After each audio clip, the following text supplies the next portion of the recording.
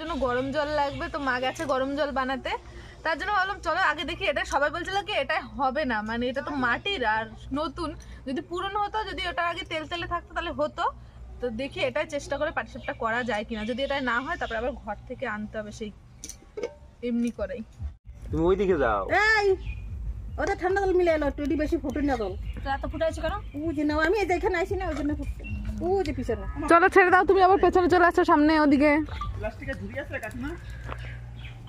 মোটামুটি একই তোমার পদ্ধতি, যেটা তোমরা যেভাবে এই পাটিসাপটার জন্য গুলবে সেইভাবে সেম ভাবে সাজের পিঠার জন্য গুলে। যদি তোমার ভালো লাগে তুমি দুধ দিতেও পারো, না দিতেও পারো, কোনো ব্যাপার না।